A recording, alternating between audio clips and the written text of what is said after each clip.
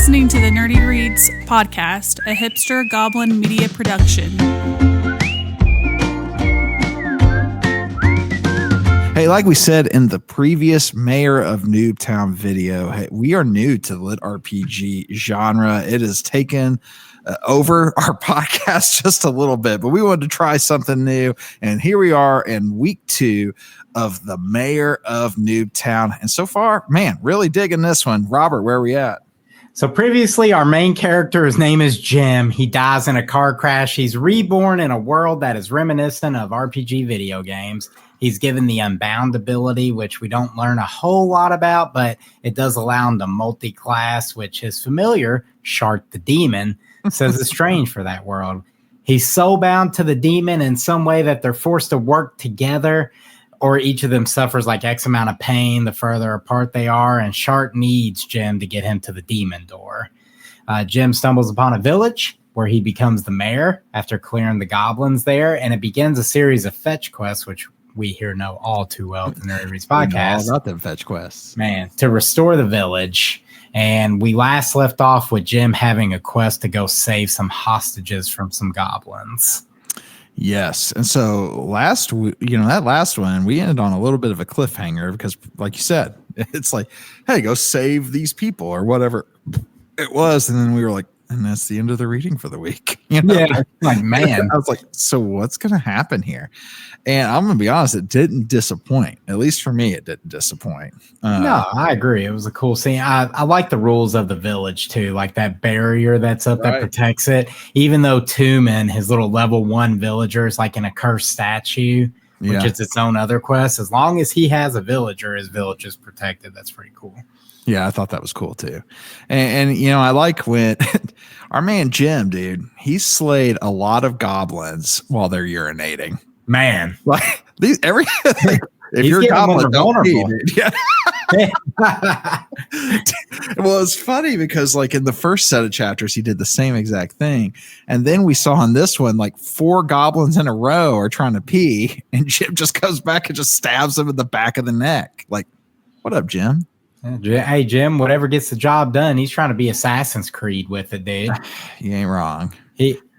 I do like how he kind of breaks the fourth wall like Deadpool every once in a while, and like he'll reference stuff from his past life. Like there was a squirrel he's been hunting for food, and he mentions that it looked like a Pokemon electric type rat from another game he used to play. What up, Pikachu? Mm-hmm.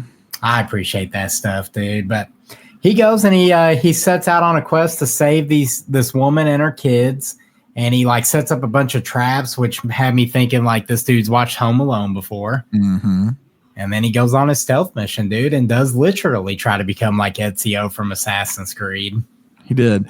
And so he finds this woman and her 2 kids, and so he starts trying to like rescue them from this little camp. And as he's doing so, he's just slaying these goblins, and then he meets the boss goblin there. Yeah. Which is what? Basically a warlock, essentially, right? Like kind of. He's a level, I believe he was level 6, and they called him a shadow goblin, dude. I don't remember his name. I just remember reading his name and going, okay, this dude just put his hands on the keyboard and went, and that's the goblin's name. I have Goblin Warlock as my little header. Now I have to remember it's Shadow Goblin, bro. What a cool little thing. It was a good fight too. And what I hear, let me ask you this. So essentially the Shadow Goblin watched him kill all his minions. Yeah, he waited. And he just waited for him to kill them all, right? And then he decided to come in after the fact. Like, what a jerk. The worst boss ever. But then when he fought him, he was 4 levels over, right? And I think he got that little alert, like, you're about to fight a monster 4 levels higher than you. And the way he beat him was like, it reminded me of just cheesing in any video game. When you find a way to kill stuff that you shouldn't be killing and you just find a way to cheese it. Like Baldur's Gate 3 does a good job of those things, like using explosive barrels to kill things that are like 8 levels higher than you or whatever, that you have no business killing. But that's what that little fight reminded me of. I thought that was pretty awesome, actually. Yeah, it was a cool fight. I liked how the Shadow Goblin, too, kept like mentioning like it should be impossible for you to be doing this at your level, because the Shadow Goblin doesn't realize that Jim can multi-class. So while he might be a level 2 this, but he's also a level 2 this, a level 2 that. So like his stats are just off the charts for a level 2 because of that unbound ability, which is cool. Yeah. But so Jim's like definitely kind of becoming like that OP main character in the grand scheme of things, but that's okay because like I think this book does a really good job of challenging Jim far. Well, go ahead. I'm sorry. Oh, well, I was going to say one thing before we get too far. One of my other favorite things joke wise in this book so far, like I think there's a nice somewhat balance of there being some funny moments in this. Like it's not Dungeon Crawler Carl gut busting funny. Yeah. But it has some light humor moments in it. But one of my favorite is the Jim jokes. Like every time they're like, my name's Jim. And then everyone waits for a minute. They all go, Jim, that's it? Where your parents your parents thought you were just so disgusting that they didn't want to give you too many other like names or whatever, or too many other words or letters. Even Ava Sophia when he saves her and stuff, and her kids are making fun of him because his name's Jim. I know, dude. I just think that's hilarious to me. Yeah, it's good. So also the banter with him and Shart is good stuff. Oh, like yeah. Shart comes back. Like he's just for whatever reason, he's absent while Jim's like trying to save these people, and he just like rematerializes. Yeah. And Jim's like, hey man, thanks for being useless. Appreciate it. Yeah. Which I mean, Shart's a cool character too. Like he's grown on me quite a bit in the course of these last little me too. He name dropped something I feel like is bigger picture for the series as a whole. Like I feel like it was a little breadcrumb for things to come in later books. But Shart was like, hey, man, you really need to help me raise my mana because we have a fight with someone called the Dark Overlord looming. Mm-hmm. And it was like really kind of a brush off statement, but I felt like it's sprinkled in there as like part of a broader picture for the series as a whole. Yeah, I agree. Well, it's interesting, too, because, you know, like even when you listen to Shart, he talks, he's basically the tutorial guy, but also like these, yeah. You know, he's Navi. He's Navi. Yeah, exactly. It's cool to hear like when they talk about things because I mean some of it refers to things that I'm picking up on as like basically updates and different kinds of things, and I don't know, this one feels so like I don't want to keep comparing it, but I only have one other book to compare it to is Dungeon Crawler Carl for the most part. This one feels more on the video game side to me. Like Dungeon Crawler Carl has that too, but there's a lot of pop culture in it too. Right. And this one feels this one's more like more. Yeah. Like I have now been thrusted into this world. It's a game. And here we are, you know, like we're basically reading about somebody's real life video game experience. And I love it. And just we've had these conversations about like Baldur's Gate 3 or World of Warcraft or Final Fantasy. Like we very much had talks about, oh yeah, we hit this level, we're doing this now. And you know, this is what my rotation becomes when I unlock these abilities. Like we're very much in tune with this kind of 100% thing. And even Jim references like Dungeons and Dragons, you know, he's like, well, back when I played Dungeons and Dragons, this is a little different. Like when I got this stat, it doesn't work the same way as it did back when I was at the table. Like those kind of callbacks, you're like, all right, that's pretty cool.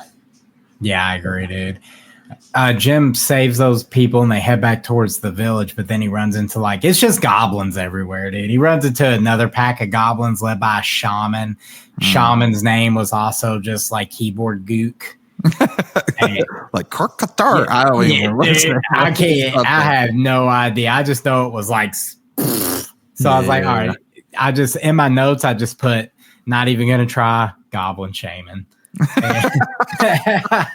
And he like kind of shows the kids in Ava they're safe in the village by luring some goblins on their wargs in there, and it like sets them on fire in a gruesome way.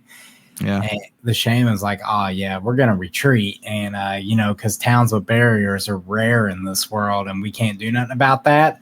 But before the shaman, I was like, all right, the shaman's gone. He's gonna kind of be maybe the big threat for this book. The little kid, Joe, like throws a rock at the shaman, which lowers the barrier's ability to protect, which we learned. And so we had another fight where Jim had to like save the kids and Ava again. But Jim's smart though. Jim's no dummy. No. Jim's like smart. He's quick on his feet.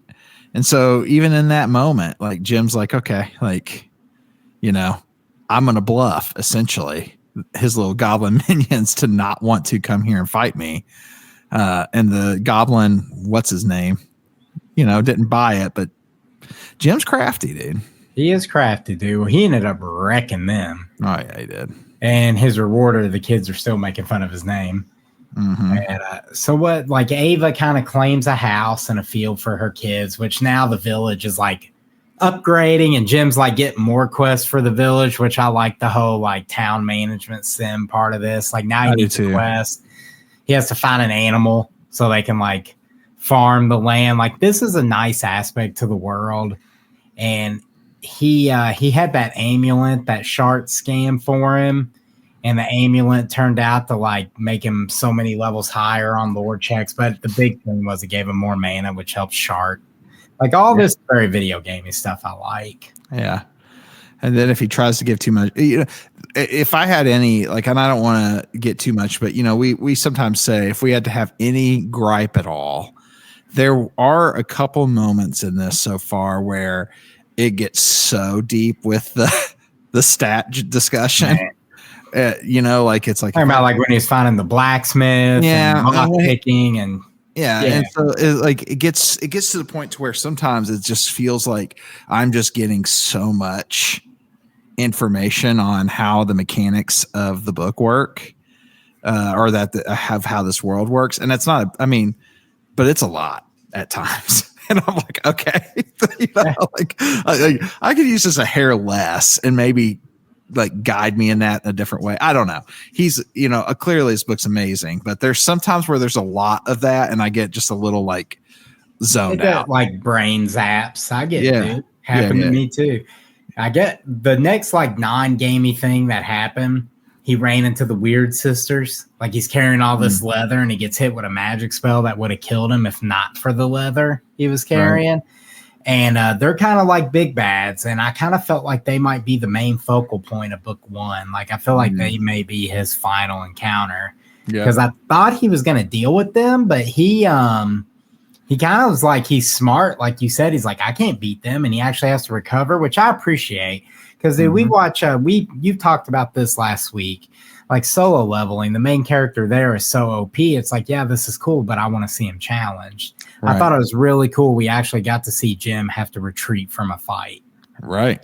So I dig that. Even though I know Jim's going to come back with his plot armor and wreck those Weird Sisters, it was nice that he had to accept defeat and roll out for now. And there's a lot of things to be interested in this world. Like, so, cause we still like, he doesn't know, Sharp doesn't know, the full scope of what his class actually is. Cause right now he's just everything. Yeah. But at some point, I feel like this is going to take some sort of turn, at some point where he's going to have something. And it's a very, there are a lot of things done really, really well in this and in this world in general. I mean, I'm digging this book. I really am. It's another great entry so far into the LitRpG world for me. I agree, dude. And we kind of end this week with Jim finding that draft animal for Ava, Kappa, the talking wolf. I really like Kappa. I was kind of hoping Kappa was going to be Jim's bro and go with him places. Yep. And that's it, dude. Jim kind of sets out for his next quest after getting Kappa, and he's like leaving the West Gate because Ava said her husband and several other humans were there and they all died. And there's like a goblin fortress out there. And Jim's like, all right, I'm going to make my way for that goblin fortress. And before he does that, he kills some goblins and he leaves one of them alive to send back to that fortress. And he's like, tell him Jim patrols this forest. This is Jim's forest. And the goblin's like, yeah, I'm not going to do that. Jim's a dumb name. That's good stuff. If they like you, man, I'm really enjoying this book. The town management sim part of it is so much that I actually bought a sim management game for my wife to play because I was very curious about it. But yeah, dude, here we are.